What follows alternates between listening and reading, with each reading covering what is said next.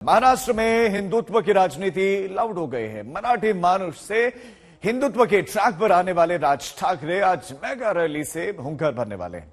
अब इसके लिए उन्होंने शिवाजी के गढ़ औरंगाबाद को चुना है।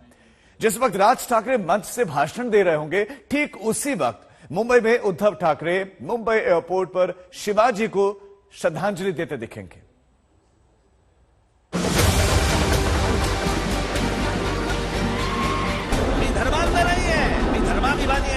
दादागिरी करून याल तर दादागिरी कशी मोडायची ते तुला आम्हाला शिवसेना प्रमुखांनी हिंदुत्वाच्या व्याख्येत समजून सांगितलं। भाई भाई का झगड़ा है ना, तो मिठा के मिला दो लोगों को। वैसी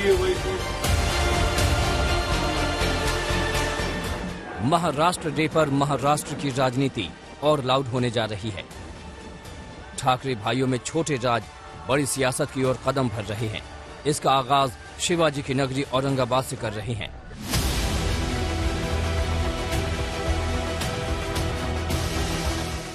ट्रेलर कल दिखा, आज पूरी पिक्चर है। महाराष्ट्र में मस्जिदों से लाउडस्पीकर हटाने का अल्टीमेटम देने वाले राज आज इसे लाउडस्पीकर से हुंकार भरेंगे। जर हिंदुत्व हे जर राष्ट्रीयत्व असेल तर मला राष्ट्रीयत्व जास्ती मान्य आहे। काय त्याच्यामध्ये चूक आहे माझी? मी धर्मांध नाहीये, मी धर्माभिमानी आहे। माझा कोणाच्या प्रार्थनेला विरोध नाहीये, पण तुम्ही आम्हाला त्रास देऊ नका। राज ठाकरे ने अचानक ट्रैक चेंज किया, मराठी मानुष से कट्टर हिंदुत्व की लाइन पकड़ी। ये बदलाव यूं ही नहीं है, सोची समझी है। सामने राज हैं, पीछे से बीजेपी का साथ है। शिवसेना कट्टर हिंदुत्व का दामन पकड़कर सियासी ट्रैक पर दौड़ती रही, लेकिन कांग्रेस और एनसीपी के साथ गठबंधन के बाद उसकी चाल धीमी पड़ी। अजान और हनुमान के विवाद में शिवसेना उलझी तो बीजेपी की शह पर कई आगे बढ़े। फिर चाहे वो नवनीत राणा हो या फिर नारायण राणे या कंगना रनौत, अब राज ठाकरे भी इस दरिया में कूद पड़े हैं। देश की जो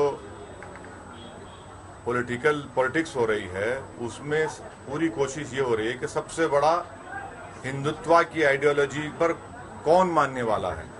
तो उसमें कांग्रेस भी रेस में है, भाजपा है, शिवसेना है, आप पार्टी है, एनसीपी है, समाजवादी पार्टी है। सब ये दिखाना चाह रहे हैं कि हिंदुत्व आइडियोलॉजी में हम सबसे आगे हैं। तो वो कंपटीशन हो रहा है उसका।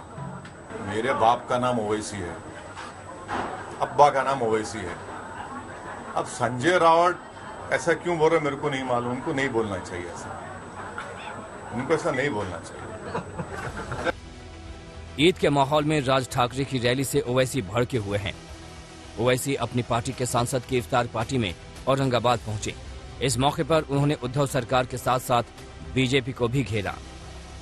मुझे लगता था कि ओवैसी सिर्फ मुसलमानों में है और एमआईएम सिर्फ मुसलमानों में है, लेकिन एम का मतलब यहाँ कुछ और ही दिखता है। हिंदू समाज में भी कुछ ओवैसी निर्माण हुए हैं, एमआईएम निर्माण हुए हैं, और वो महाराष्ट्र में इस प्रकार का धार्मिक विद्वेष फैलाकर बीजेपी को मदद करना चाहते हैं। मेरे बाप का नाम ओवैसी है, अब्बा का नाम ओवैसी है।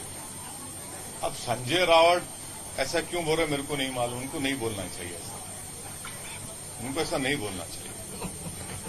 मैं इतना ही कहूंगा, उनको ऐसा नहीं बोलना चाहिए संजय रावत। ऐसा है ना, संजय रावत तो उस घराने से ताल्लुक है उनका, वो जिम्मेदार आदमी है।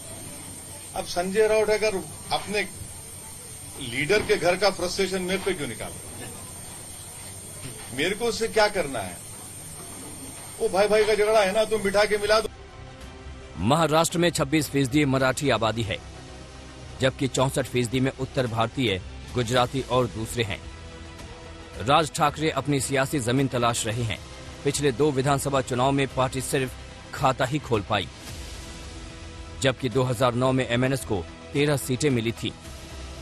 राज ठाकरे 2024 में कुछ कमाल दिखाना चाहते हैं और इसके लिए कट्टर हिंदुत्व के अलावा कोई और रास्ता नहीं दिख रहा। राज का ये रास्ता बीजेपी को भी रास आ रहा है। बीजेपी भी चाहती है कि राज ठाकरे शिवसेना के वोट बैंक में सेंधमारी करे।